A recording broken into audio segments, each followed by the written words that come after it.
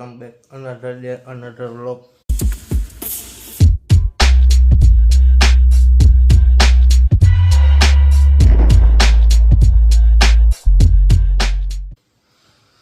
રાતનો વ્લોગ હું ચાલુ કરું કારણ કે રીગુ નીચે કામ કરે, હું અભી હાલ જેવું છોટ છું. આજે સન્ડેનું એટલું બધું કંઈ ખાસ પ્લાન છે ને, કારણ કે ઇન્સ્ટાગ્રામ હતું રીલ બનાવવાની છે થોડી ઘણી, પ્લસ સાસ બહુ કિચનનું શૂટ કરાવવાનું છે. અને હવે જમી કરીને નવરા થાય પછી રીલ્સ થોડીક શૂટ કરી લે, સાંજે એને શૂટ કરાવી દો સાસ બહુ કિચન માટેનું.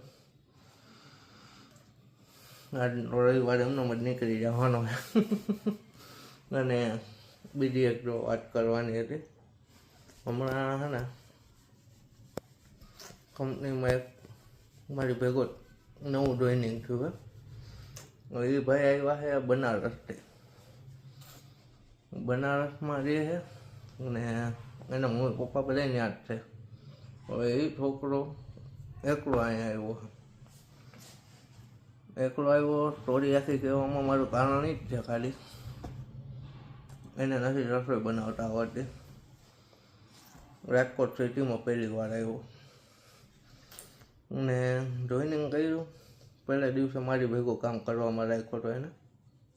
મેં બધી એને વાતચીત કરી, શું છે શું નહીં, ક્યાંથી હો, બરાબર. એને મને બધી વાતચીત કરી કે ભાઈ આવી રીતનું છે. હવે એની કન્ડિશનમાં આવી રીતનું છે કે ભાઈને ભણવું હતું પણ થોડી ઘરની ફાઇનાન્શિયલ કન્ડિશનના હિસાબે ને એના પપ્પા એને ભણાવી ન હોય કાં. અને હજી એની ઉંમર 20-21 વર્ષની જ છે, વધારે નથી. પૈસા હાટું થઈને એ ભાઈ ડાયરેક્ટ બનારસથી અહીંયા આવી ગયો. 15-20 હજારની નોકરી હાટું થઈને ખાલી. એ ટાઈમે મને શું થાય ખબર? આપણે જે જિંદગી જીવી છે ને એ લાખ દરડે હારી છે. કારણ કે 15-20 હજાર રૂપિયા હાટું થઈને ઠેઠ બનારસથી રાજકોટ કામ કરવા આવ્યો ઘરની તકલીફના હિસાબે. એને ભણવું હતું, ભણી ન શકો. ત્યારે આવું બધું સામે આવે ને તો શું થાય ખબર? જે છે ને આપણી પાસે બહુ છે. કારણ કે બધા માણસો કંઈક ને કંઈક વસ્તુ હાટું રહીને દોડતા હોય. હું આ અચીવ કરી લઉં, હું ઓલું અચીવ કરી લઉં. પણ જેની પાસે ન હોય ને એને કદર હોય એવું છે. ત્યારે એમ થાય કે ના ભાઈ આપણે સારું છે. પારકા દેશ જવું નથી પડતું, પારકા ગામ નથી જવું પડતું, એકલા રહેવું નથી પડતું. ખાવાની તકલીફ, રહેવાની તકલીફ. એકલો આવ્યો 3000 રૂપિયા ઘરનું ભાડું ભરે છે કે ભાઈ કે અહીંયા બહુ ભાડું છે કે રહેવામાં તકલીફ પડે એમ છે. ત્યારે એમ થાય કે ના ભાઈ દી હે બરોબર છે, કાંઈ વાંધો નહીં. મેં થોડી ઘણી મારાથી હેલ્પ થતી હતી એટલે મેં કરી દીધી છે ને ભાઈબંધ દોસ્તારોને બધાને વાત કરીને. પણ એ ટાઈમે તો થાય ખરી. એ જ વાત કરવી હતી, બીજું તો કાંઈ નહીં. બાકી તો જોઈએ હવે આજે સન્ડે છે શું થાય શું નહીં. કારણ કે વ્લોગ આજે ખાસ એટલો બધો કાંઈ બનશે નહીં, કારણ કે રીલ શૂટ કરવાની છે, સાસ બહુ કિચનનું શૂટ કરવાનું છે. એમાં લગભગ મારા ખ્યાલ મુજબ લગભગ આખો દી હોય જ રહે મારો. હવે જોઈ શું થાય છે શું નહીં, બરાબર. જોતા રહ્યો આગળ. જો આજ બપોરે જમવામાં લીલી ડુંગળીનું શાક, ભાખરી ને છાશ છે. એના મોબાઈલ ગોતેશ. શું ગોતસ? દાદાનો મોબાઈલ નહીં આવી ગયો, મારો આપવો અહીંયા લે બોલ.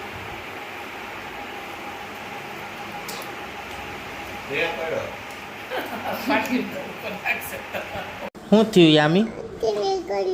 કેડી કેડી? ઓ ખનાર તો ખનાર.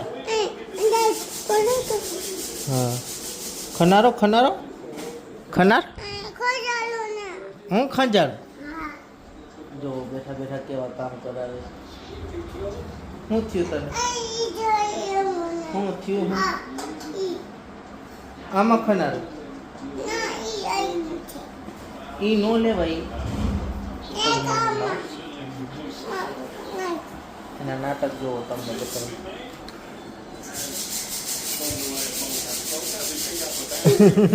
તો જો 8 વાગ્યા ને હજી રસોઈ બનાવવાની ચાલુ થઈ. શું બનાવ્યું આજે રસોઈમાં? રસોઈમાં છે સાઉથ ઇન્ડિયન ઉત્તપમ ને સાંભાર. શું વાત છે? આજ વળી કઈ બાજુ દેવું ગયું?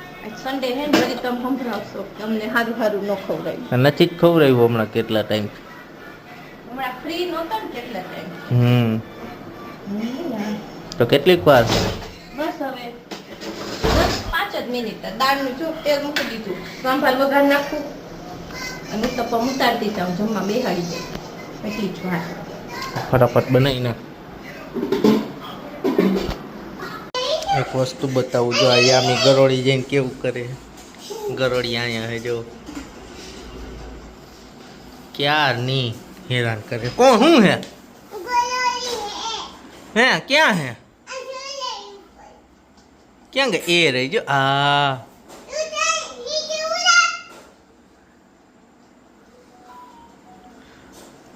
એનો મરાય ગાંડી.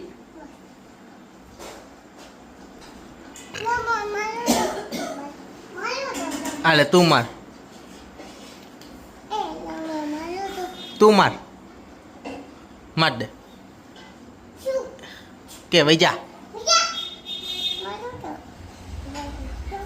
હતા એ તો વઈ જા ઘરે.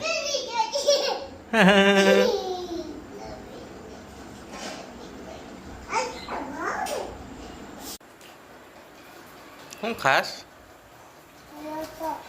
હે ઢોસો ખાસ? ઉત્તપમ સાંભાર ને ઢોસો કરી ખાય.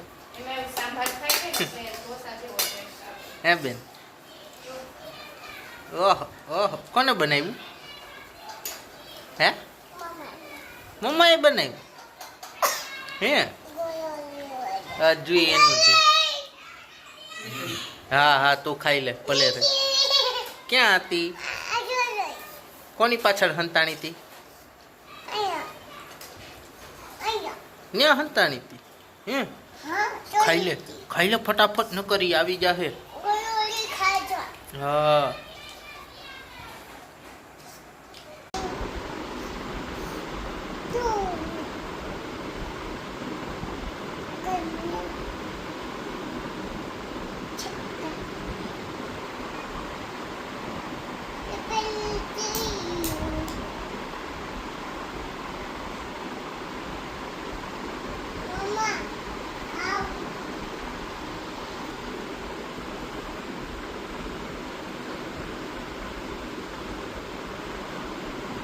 શું કર?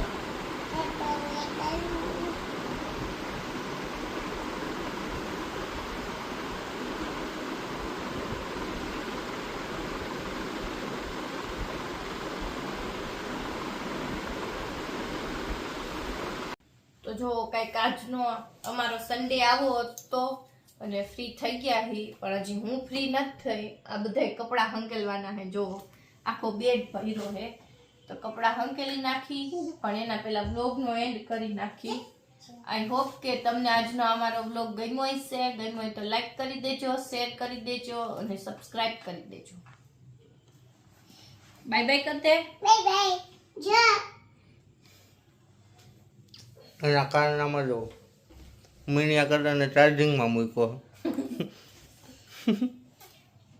આ ઢોસો નથી ખાવો? ખાવો હે. ખાઈ લો. હાલો આપો પાપ ઢોસો મને દો. કોને બનાવ્યો ઢોસો? મને બાઈ બનાવ્યો. હે